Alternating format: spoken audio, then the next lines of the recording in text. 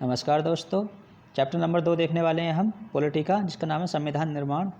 तो देखिए संविधान होता क्या है। देखिए एक संविधान देखिए ऐसे बुनियादी नियम होते हैं जिनका पालन नागरिक और सरकार दोनों को करने होते हैं, और इन सब का जो सम्मिलित रूप होता है, नियमों का जो सम्मिलित रूप होता है, उसको हम क्या कहते हैं, संविधान कहते हैं। और देखिए दक्षिण अफ्रीका जो संविधान है उसके बारे में हम देखेंगे। तो देखिए यहाँ को एक नेता थे यहाँ के, जिन्हें अफ्रीका का गांधी भी कहा जाता है, नेल्सन मंडेला। इन्हें 1964 में 28 साल के लिए जेल में डाल दिया गया था देशद्रोह के आरोप में। और यहाँ पे जो लोगों की संख्या है वो देखिए श्वेत, अश्वेत और रंगीन, 3 तरह के लोग यहाँ पर पाए जाते हैं। जिसमें जो अश्वेत हैं उनकी जो हिस्सेदारी है पूरी जनसंख्या में 3/4 है, यानी 3/4 तो वही हैं, यानी मेजोरिटी में यही हैं। लेकिन यहाँ पर क्या होता था, अंग्रेज़ों व्यापार की दृष्टि से जब भारत में आए थे, उसी के टाइम के आसपास अंग्रेज़ 17 से 18वीं सदी के बीच व्यापार करने आए थे, और उन्होंने यहाँ पे भी जो भारत में किया था वही काम इन्होंने साउथ अफ्रीका में किया, और इस देश को अपना गुलाम बना लिया। और यहाँ की जो स्थानीय सरकार थी, स्थानीय शासन तक को इन्होंने अपने हाथ में ले लिया, यानी कि भारत से भी ज़्यादा बुरी स्थिति यहाँ इन्होंने पैदा कर दी थी। लेकिन एक लंबी लड़ाई के बीच क्या हुआ कि यहाँ पे 26 अप्रैल 1994 को संविधान लागू कर दिया गया, यानी कि दक्षिण अफ्रीका क्या हो गया, एक गणराज्य देश बन गया। और दक्षिण अफ्रीका आज की तारीख में खुद को क्या कहता है, इंद्रधनुषी देश कहता है, यानी कि यहाँ सब तरह के लोगों का सम्मान है। अब देखिए संविधान की ज़रूरत क्यों होती है। तो देखिए संविधान की ज़रूरत तो क्या होती है कि जब जो लोग हैं विभिन्न तरह के, उनके बीच भरोसा और सहयोग ज़रूरी होता है।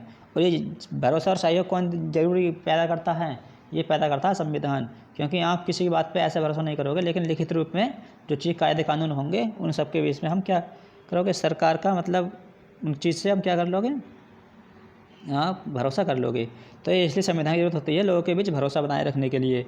और सरकार का गठन कैसा होता है, और सरकार जो है काम कैसे करेगी, फैसले किस तरह लेगी, तो इस सब के लिए क्या चीज़ है, संविधान है कि है ना, किसी के भी अधिकार है उनकी सीमा का क्या मतलब एक सीमा होती है। और एक अच्छे समाज के लिए क्या था है, संगठन तैयार किया था संविधान के थ्रू। और देखिए लोगों की जो आकांक्षाएँ हैं, यानी लोगों की जो ज़रूरतें हैं, उन सबको व्यक्त करने के लिए हमें किसी की ज़रूरत होती है, संविधान की ज़रूरत होती है। अब देखिए भारतीय संविधान का निर्माण, तो देखिए 1928 में मोतीलाल नेहरू थे और 8 अन्य कांग्रेसी थे। इन्होंने क्या बनाया था, अपना सबसे पहले संविधान बनाया था। और 1931 का जो कराची अधिवेशन था, इसमें ये तय हुई थी कांग्रेस के अधिवेशन में कि हमारे संविधान है उसका प्रारूप है वो कैसा हो, यानी उसका प्रस्ताव कैसा हो। यानी कि उसमें सार्वभौमिक वयस्क मताधिकार होना चाहिए, स्वतंत्रता, समानता और अल्पसंख्यकों के अधिकार, बराबर अधिकार होना चाहिए। और 1937 में क्या हुए थे, प्रादेशिक चुनाव हुए थे, यानी असेंबली के चुनाव हुए थे, जिसमें कांग्रेस ने 8 राज्यों में क्या बनाई थी, सरकार बनाई थी। तो इससे देखिए हमें सीखने का मौका मिला कि सरकार किस तरह चलाई जाती है इन चुनावों से। और 1935 का जो एक्ट आया था, उसमें से काफ़ी सारे नियम इस सरकार में लागू किए गए थे, और हमने अपने संविधान में 1935 से काफ़ी चीज़ों को ऐसे ही उठा लिया है। यानी कि 1935 का जो एक्ट था वो काफ़ी इंपॉर्टेंट था हमारे संविधान के बनने में। और देखिए संविधान सभा, तो देखिए जो चुने हुए प्रतिनिधि होते हैं उनकी एक सभा होती है संविधान सभा, जो क्या करते हैं, संविधान को लिखने का काम करते हैं। अब भारत में जो संविधान सभा बनी थी, देखिए वो बनी थी 1946 में बनी थी। ये बनी थी जुलाई 1946 में वो बनी थी, सभा बनी थी। और इसकी जो पहली बैठक हुई थी वो हुई थी दिसंबर 1946 में। और इसके बाद भारत पाक का विभाजन हो गया, तो फिर 47 में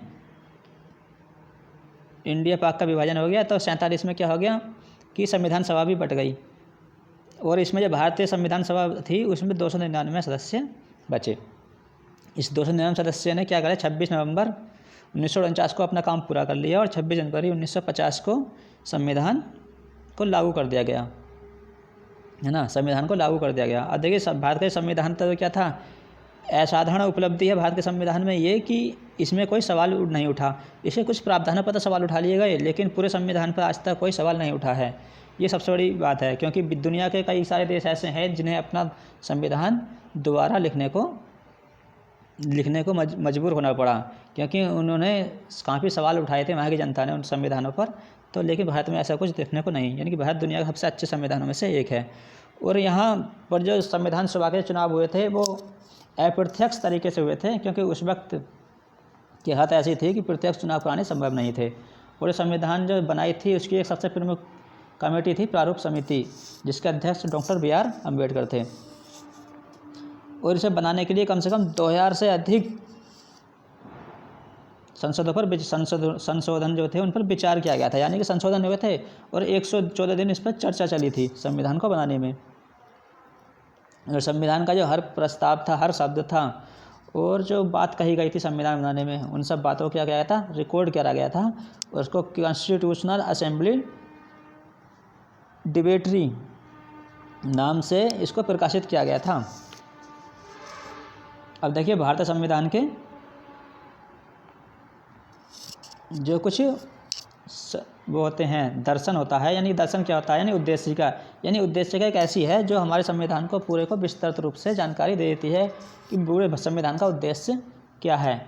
जो भारत की उद्देशिका ऐसा देखते हैं हम, देखिए भारत की उद्देशिका है कि हम भारत के लोग भारत को एक संपूर्ण प्रभुत्व संपन्न समाजवादी पंथनिरपेक्ष लोकतंत्रात्मक गणराज्य बनाने के लिए तथा उसके समस्त नागरिकों को सामाजिक, आर्थिक और राजनीतिक न्याय, विचार, अभिव्यक्ति, विश्वास, धर्म और उपासना की स्वतंत्रता, प्रतिष्ठा और अवसर की समानता प्राप्त कराने के लिए तथा उन सब में व्यक्ति की गरिमा, राष्ट्र की एकता और अखंडता सुनिश्चित करने वाली बंधुता बढ़ाने के लिए दृढ़ संकल्प होकर अपने इस संविधान सभा में आज तारीख 26 नवंबर 1949 को एतद द्वारा इस संविधान को अंगीकृत, अधिनियमित और आत्मर्पित करते हैं।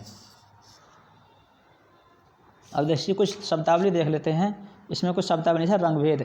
देखिए दक्षिण अफ्रीका में सरकार थी, उसमें काफ़ी रंगभेद होता था 1948 से 1989 के बीच, है ना। काले लोगों के साथ काफ़ी भेदभाव हुआ करता था। इस भेदभाव को रंगभेद कहा जाता था। और देखिए संविधान क्या होता है, एक दस्तावेज होता है, यानी देश का सर्वोच्च कानून इसमें निहित होता है। इसमें क्या होते हैं, इसमें मौलिक अधिकार होते हैं, राजनीतिक सामाजिक अधिकार भी इसमें सब होते हैं। और धारा क्या होती है, किसी दस्तावेज का जो एक खास हिस्सा होता है वह धारा होती है, जिसे हम आर्टिकल कहते हैं, यानी अनुच्छेद कहते हैं। देखिए संविधान सभा व्यक्तियों की सभा जो कि संविधान बनाने का काम करते हैं।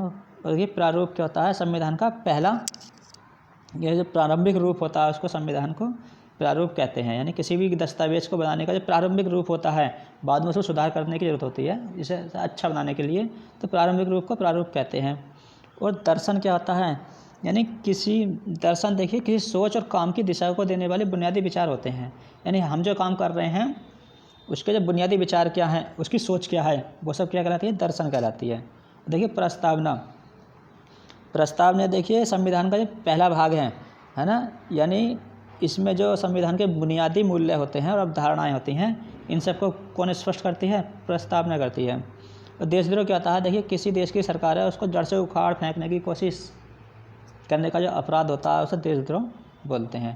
तो दोस्तों चैप्टर नंबर 2 में इतना ही, मिलते हैं चैप्टर नंबर 3 में। Thank you.